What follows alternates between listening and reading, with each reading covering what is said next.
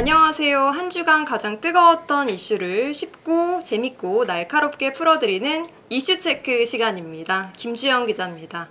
김수헌 MTN 기업경제센터장님과 함께합니다. 안녕하세요. 예, 안녕하세요. 네, 요즘 카카오의 SM 주식 시세 조정 혐의와 관련한 논란이 일파만파 확산하고 있습니다. 저희 이슈체크에서 이와 관련해서 이슈를 거의 리드하다시피 하고 있는데요. 계속 이어가도록 하겠습니다. 최근에 이제 카카오가 이러다가 SM엔터테인먼트를 매각하는 것 아닐까? 또 카뱅까지 매각하는 거 아니야? 여기에 유탄을 맞은 한국투자증권도 카뱅 지분을 매각하는 게 아닌지 다양한 해석이 나오고 있는데, 이번 시간에는 이러한 해석들이 정말 실현 가능한지 팩트체크 위주로 가겠습니다. 예, 김주영 기자가 말씀하신 대로 최근 들어서 카카오가 카뱅 지분을 팔아야만 할 거다. 또 SM엔터도 내놓아야 될 거다. 또 한국투자증권도 카뱅 지분을 매각할 수밖에 없다. 이런 기사도 있고 소위 찌라시도 있고 다양한 썰이 돌더라고요. 네, 시장에서 그런 이야기들이 너무 강하게 돌아서 이게 과연 그럴 가능성이 있는 건지 그런 것들을 좀 한번 짚어보려고 하는데요. 네. 지금 카카오 자체는 완전히 총체적 난국입니다.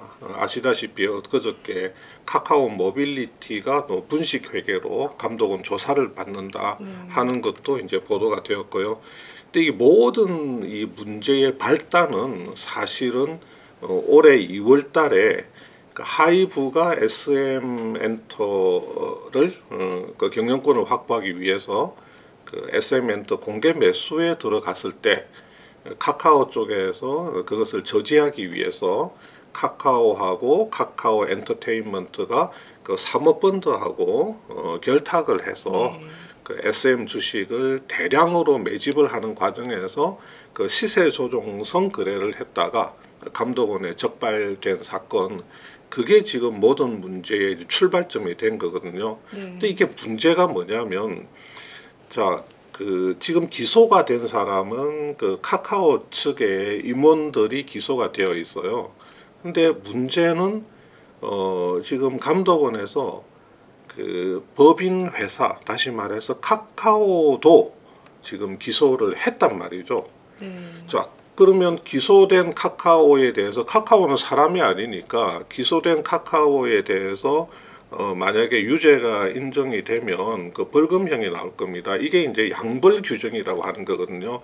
어떤 회사의 대표나 회사의 임직원이 그 법률 위반 행위를 하게 되면 그 소속 회사까지 기소가 되어서 벌금형을 내릴 수가 있어요. 그래서 이게 자본시장법 448조의 그 양벌 규정이라고 하는 건데, 지금 카카오가 지금 양벌 규정에 따라서 기소가 되어 있단 말이죠.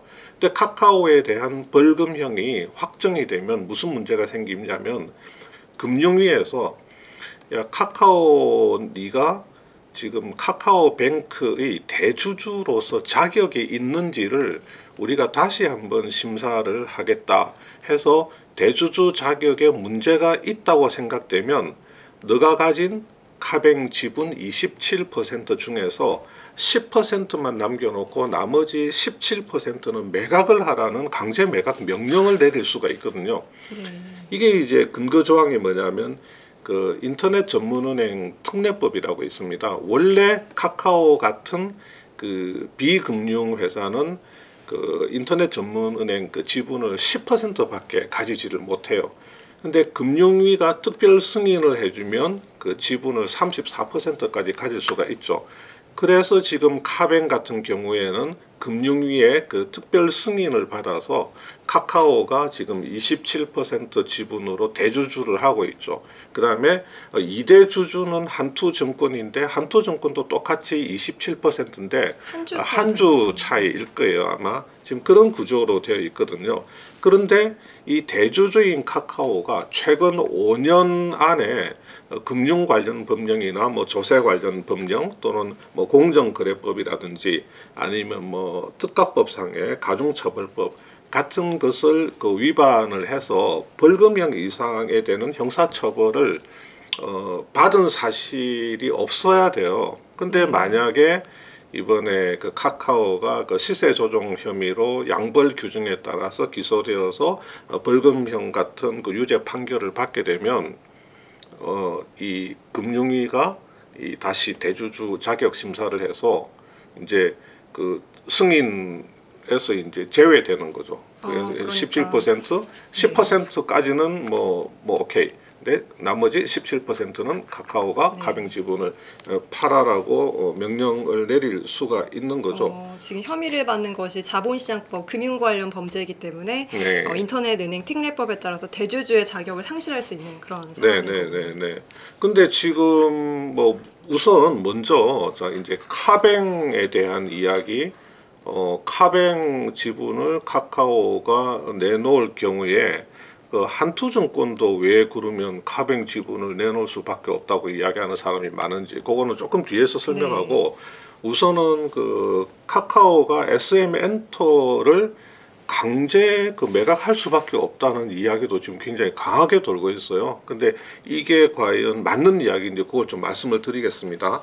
그 자료 화면을 이제 조금 보시면요. 자, 이 하이브 공개 매수 때 이 카카오가 그 SM 지분을 4.9%를 샀고 사모펀드인 원아시아가 2.9%를 샀습니다. 2월 그러면서 16일이었죠. 그렇죠. 예, 시세 조정성으로 매수를 해서 하이브의 SM 공개 매수를 저지를 했는데 이번에 금감원이 이걸 조사를 하면서 이 5% 룰을 위반했다 하는 결론을 지금 내려놨어요. 이 5% 룰이라고 하는 게 어떤 상장 회사의 지분을 5% 이상 취득하게 되면 지분을 대량으로 보유하게 되었다는 사실을 공시를 통해서 밝혀야 되거든요. 근데 보시는 것처럼 카카오는 4.9%, 원아시아는 2.9%, 둘 다 5%가 안 되는데도 감독원이 5% 룰을 위반했다고 보는 이유는 이 둘이서 결탁을 해서 공모를 해서 지분을 샀기 때문에 이 둘을 한 몸으로 본 거죠. 그렇죠, 맞습니다. 특수관계자로 봐서 한 몸으로 보는 거예요. 그래서 합치면 7.8%가 되거든요. 그래서 시장에서 어떻게 해석을 하고 있냐면 5% 룰을 위반을 하면 5%가 넘는 지분은 다 처분을 해야 된다더라 이런 이야기가 돌면서 그림에서 보시는 것처럼 지금 현재 카카오하고 여기 카카오엔트가 SM 지분을 합쳐서 20%, 19% 거의 한 40% 가까이 들고 있죠. 그래서 시장에서 어떻게 이야기하냐면 5%를 위반했으니까 5% 넘어가는 지분은 다 팔아야 된다더라. 근데 지금 카카오 측에서 SM 지분을 40%를 들고 있으니 5%를 제외한 35%를 팔아야 된다.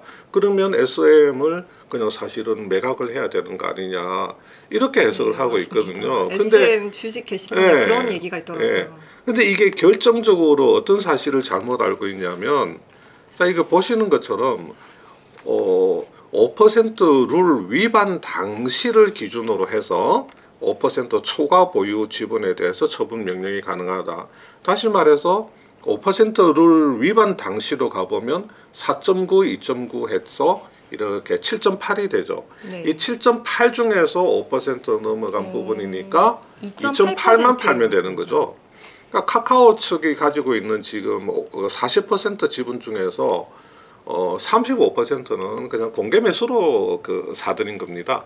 그래서 그것은 문제가 없고 원아시아하고 카카오하고 공동으로 사들인 요 7.8% 중에 5% 초과한 부분 2.8%만 팔면 되는 건데 이게 시장에서 5% 넘은 초과 지분은 다 팔아야 된다더라. 그러니까 지금 그러면 지금 40% 가지고 있는 건데 35% 팔아야 되는 거냐?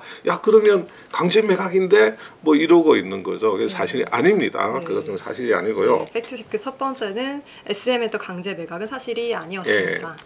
자, 두 번째는 뭐냐면 SM엔터를 강제 매각은 아니더라도 자발적으로 매각해야 될 거다라는 이야기들이 또 일각에서 돌고 있는데 그게 이것 때문입니다. 자, 그림에서 보시는 것처럼 우리 이복현 금감원장이 카카오 불법 거래를 통한 경제적 이득을 박탈할 것이다. 이 불법 거래라는 게 그 시세 조정을 통해서 하이브의 공개 매수를 일단은 저지시켜 놓고 SM을 인수하게 된 그 과정을 말하는 거거든요.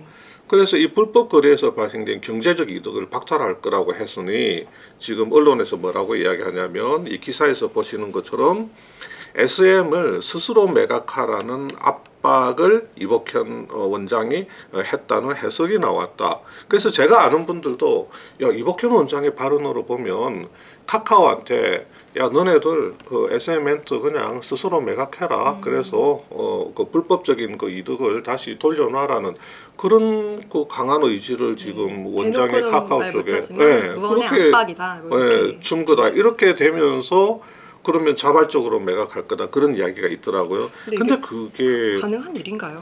그게 쉽지가 않습니다. 왜 쉽지가 않냐면 23년 1월 달, 올해 1월 달에 카카오 엔터가 그 사우디 국부펀드나 그 싱가포르 투자청으로부터 한 1.2조 투자를 받았거든요. 네. 근데 그 투자에는 카카오 엔터를 IPO를 한다는 그 조건이 아마 그게 묶여져 있을 겁니다.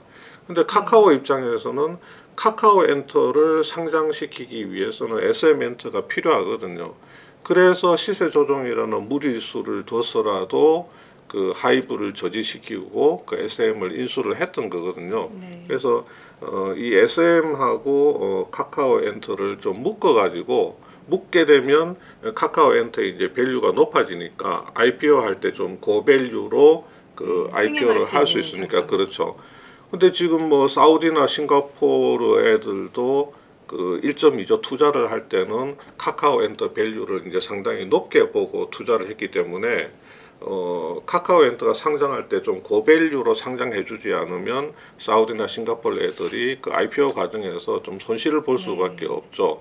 그러니까 지금 그 카카오 입장에서는 얘를 국부펀드들의 돈을 받아서 지금 카카오 엔터를 이제 상장을 시켜야 되는 그런 상황이니까 이 SM 엔터를 그냥 함부로 또 시장에 팔게 되면 카카오 엔터는 어차피 상장을 하긴 해야 될 텐데 이 문제가 생기게 되는 거죠. 네. 뭐 그런 문제도 있고 그 다음에 카카오가 SM 엔터 인수한 게 결국은 공개 매수 15만 원 공개 매수를 했었거든요.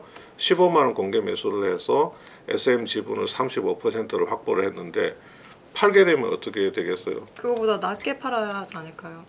낮게 팔아야 될 것 같은데 낮게 네. 팔게 되면 또 손실을 보게 되죠. 네. 손실을 보게 되니까 지금 현재 뭐 SM 주가 수준을 보면 이걸 15만 원에 팔겠다는 것은 그 좀 힘든 상황인 것 같죠. 네. 근데 뭐 15만 원으로 만약에 판다고 35% 지분을 15만 원에 판다고 내놓으면 아마 뭐 이렇게 당장 떠오르는 후보 뭐 어디가 당장 좀 그 유력할 것 같습니까? 그렇지 않아도 이 주식 투자자 입장에서는 이러다 예. SM 주인 바뀌는 거 아니냐. 예. 하이브가 다시 사갔으면 좋겠다. 예, 이런 시각들도 하이브가 있더라고요. 유력한 후보로 또 떠오를 수가 있죠. 네. 근데 제가 알기로는 하이브 쪽에서 관심이 좀 있어요. 뭐 지금 아주 정색을 하고 공식적으로 검토를 하는 단계는 아니고 네. 그 뭐 SM 엔터를 카카오가 내놓을 가능성이 있다는 이야기들이 자꾸 나오니까 네. 하이브 쪽에서는 뭐 굉장히 뭐 아주 초기 단계에서 그래 하면서 이제 그 가능성을 좀 보고 있는 그 정도 수준인데 지금 하이브에서도 어떤 이야기냐면 카카오가 자기들이 공개 매수했던 15만 원이라고 하는 가격으로 내놓으면 그 가격에는 살 수가 없다는 겁니다. 가격이 관건이겠네요. 그렇죠. 하이브 입장에서는 12만 원에 공개 매수를 하려고 했었고 뭐 또 12만 원 정도가 그 당시에는 적절한 가격이라고 생각을 했었는데 지금 SM엔터 같은 경우는 뭐 카카오 계열로 편입되고 나서 카카오가 저렇게 무너지면서 SM도 좀 영향을 받고 있는 그런 형국이잖아요. 네. 그래서 하이브는 카카오가 15만 원에 내놓는다고 하면 그 15만 원에는 절대로 살려고 하지 않을 거고 근데 카카오 입장에서는 또 매입 가격이 15만 원이다 보니까 그 밑으로 내놓게 되면 굉장히 또 큰 손실을 입게 되고 또 SM을 또 쉽게 내놓을 수 없는 게 카카오 엔터 뭐 언제 상장할지는 모르겠지만 상장할 때 또 SM 엔터가 또 필요한 회사고 그래서 그런 딜레마적인 상황에 있기 때문에 또 SM 엔터도 시장에서 살아있는 종목인데 거기도 투자자들이 있는데 주인 바뀐 지 얼마 안 됐는데 또 급격하게 주인 바뀌게 되면 회사 자체가 좀 흔들리고 뭐 아티스트도 굉장히 불안해질 수가 있잖아요. 또 그런 측면도 있고 해서 제가 생각할 때는 뭐 강제 매각은 그거는 뭐 저기 말이 안 되는 거고 완전히 와전된 거고 자발적 매각의 가능성을 완전히 배제할 수는 없겠지만 카카오가 과연 이걸 자발적 매각을 하기에는 여러 가지 그림들이 너무 많아서 뭐 가능성이 그렇게 높다고 보지는 않습니다. 네, 저희 두 번째 이슈에 대해서도 SM을 자발적으로 매각할 수 있냐 여기에 대해서도 가능성 크지 않다 이렇게 분석해 주셨습니다. 초반에 말씀 주신 내용 중에 그러면 한국투자증권은 네. 일탄 맞아서 카뱅 지분 내놔야 예, 하는 거 아니야 이렇게 예, 생각하는 예, 분들도 있는데 예. 어떻게 봐야 될까요? 그것도 제가 지금 기사를 하나 보여드릴게요. 이 기사에 보시면 자 카카오가 만약에 그 양벌 규정에 따라서 벌금형 이상을 받아서 카뱅 지분을 뭐 시장에 내놓더라도 좀 뭐 이를 감당할 사업자를 뭐 찾기가 쉽지 않을 것이라고 시장은 내다보고 있다. 오케이, 뭐 그건 그럴 수도 있을 겁니다. 근데 카카오가 이렇게 카뱅 지분을 팔게 되면 지금 현재 2대 주주인 한투증권 같은 경우는 최대 주주로 남을 가능성이 거의 없다는 전망이 지배적이다. 뭐 이렇게 기사에 나와 있어요. 이게 그래서 가능한 얘기인가요? 저는 조금 뭐 그렇게 크게 동의하고 싶지는 않지만 하여튼 기사에서는 이렇게 분석을 하고 있는데 그 이유는 뭐냐? 카카오가 빠져나가고 그 한투증권이 카뱅의 최대 주주가 되면 한국금융지주가 지금 현재는 일반 금융지주인데 은행 그 지주로 변신을 하게 되고 그러면 은행 지주 같은 경우는 좀 일반 금융 지주보다도 규제가 좀 세다는 거죠. 그래서 한투 입장에서는 은행 지주로 우리가 변신할 수 없으니 차라리 한투증권이 가지고 있는 그 카뱅 지분을 팔아서 최대 주주가 되지 말자 카뱅에 뭐 이렇게 갈 수밖에 없다 이렇게 보고 있는데 뭐 어떻습니까 이게 참 한투도 카카오뱅크 주주로 들어온 데는 야심찬 포부가 있었을 텐데 네. 이제 와서 쉽지 않을 것 같은데요. 지금 너무 앞서간 것 같아요. 앞으로 재판도 좀 진행돼야 네, 되고 그렇죠. 좀 굉장히 좀 약간 미래의 일인데 벌써부터 이런 분석을 내놓는 거는 좀 앞서간 것 같기는 한데 근데 한번 살펴는 보겠습니다. 자, 이 그림에서 보시는 것처럼 그 은행 그 지주로 되면 한국금융 지주가 은행 지주로 되면 그 산하에 있는 예컨대 뭐 증권사라든지 뭐 운용사라든지 뭐 이런 데들이 좀 규제 어떤 그 은행 지주만 받는 그 좀 규제를 받을 가능성이 있어요. 지금 이 기사도 8월달에 나온 기사인데 LCR이 도입되면 은행 지주 계열의 증권사만 뭐 타격을 받는다. 실제로 이런 기사가 있습니다. 이 뭐 LCR이라고 하는 게 우리가 뭐 유동성 커버리지 비율, 그 리퀴디티 커버리지 레이쇼라 그래가지고 뭐 그냥 은행 지주 계열의 뭐 증권사 같은 데는 좀 유동성이 높은 자산을 좀 많이 가지고 있어야 된다. 쉽게 말씀드리면 그렇게 말씀드릴 수가 있거든요. 안정적인 자산을 그렇죠. 안정적인 자산, 금방 현금화할 수 있는 자산. 뭐 현금이나 현금성 자산이 제일 좋고 아니면 뭐 국채라든지 아니면 지분도 비상장사보다는 시장성 있는 지분이라든지 뭐 그런 것들을 갖고 있으면 유동성이 이제 좋아지는데 근데 국채는 일반적으로 수익성은 좀 낮은 편이거든요. 다른 투자 자산들보다도 뭐 현금성 자산은 갖고 있어봐야 별로 수익도 안 나고. 그러니까 전형적인 증권사 업무하고는 조금 성격이 그렇죠. 달라질 수 그러면 있겠네요. 이제 한국금융지주가 은행 지주 계열이 돼서 LCR 그 규제가 도입되고 한투증권이 그 규제를 받게 되면 아무래도 한투증권의 수익성이 조금 떨어질 수가 있다. 그런 분석도 가능하거든요. 그래서 한투 입장에서는 이런 것들이 싫어서 그냥 카뱅 지분을 다 팔아버릴 수도 있다. 그렇게 이제 그 전망들을 하는 이야기들이 시장에 돌고 있는데 너무 멀리 간 거 아닌가요? 너무 조금 뭐 앞서가고 멀리 갔습니다. 근데 그게 그렇게 쉽지 않은 이유를 제가 또 하나 설명을 드릴게요. 자, 그림에서 보시는 것처럼 작년 12월 달에 자, 한투증권이 그 밸류 운용이 가지고 있는 카뱅 지분 23%를 삽니다. 그러니까 이 밸류 운용은 한국투자 밸류 자산 운용이죠. 그러니까 한투증권의 100% 자회사입니다. 그러니까 한투증권이 100% 자회사인 밸류 운용이 갖고 있던 카뱅 지분 23%를 사요. 그럼 돈을 줘야죠, 밸류 운용한테. 이거를 시장 가격대로 2.9조 원을 줍니다. 근데 밸류 운용 장부에 잡혀 있던 카뱅의 장부 가격은 0.63조였어요. 근데 장부가 0.63조인 카뱅 지분을 2.9조를 받고 팔았으니 밸류 운용 입장에서는 그 카뱅 지분 그 처분 이익이 생겼죠. 네. 예, 이게 이제 그 2.9조에서 0.63조를 빼면 2.27. 네, 그렇죠. 2.27조라는 양도 차익이 생겼기 때문에 여기에 대해서 양도소득세를 내야 됩니다.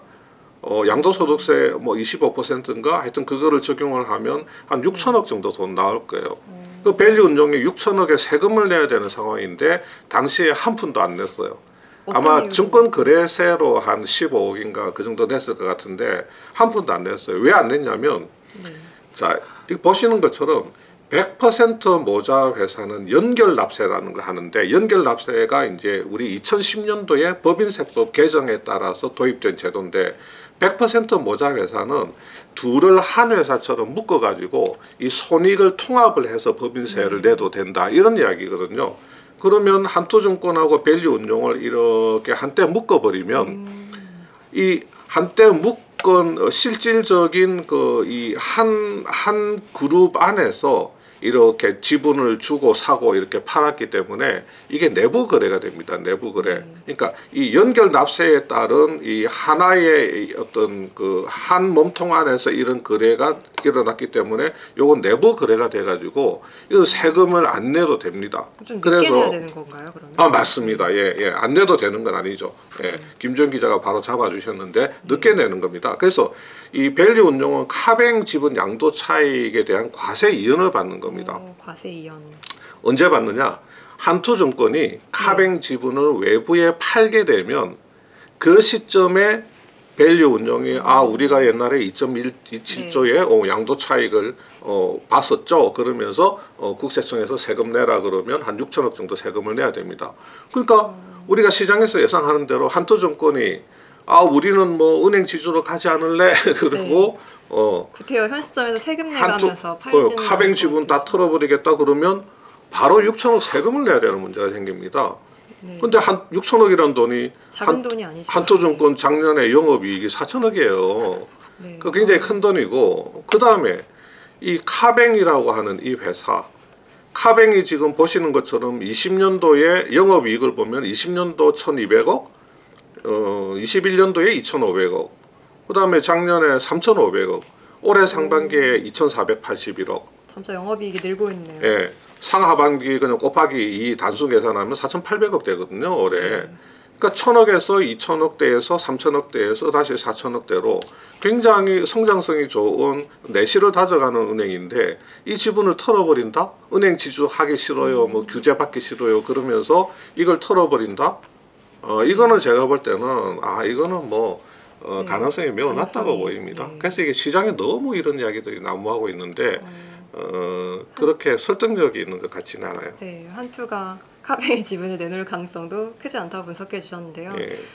이와 관련해서 제가 한국투자증권을 3년간 출입을 한 경험이 있거든요. 예, 그러시군요. 한투의 MTN 초대 출입 기자입니다. 이거 그래서 오랜 인연을 통해서 취재를 해봤더니 한투에서도 뭐 부담스럽지 않다면 거짓말이다. 1대 주주가 혹시 된다면 부담스러운 건 사실이다. 과거에 초창기에 1대 주주를 몇 달 해본 경험이 있다는 거예요.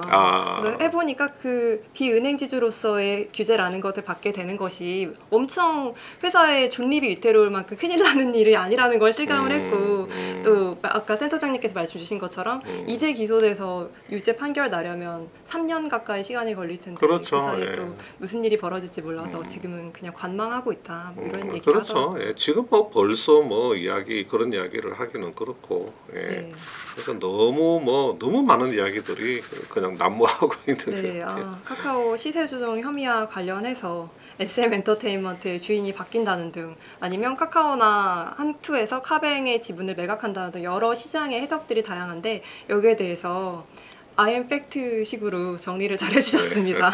네, 센터장님 오늘 말씀 감사합니다. 네, 감사합니다.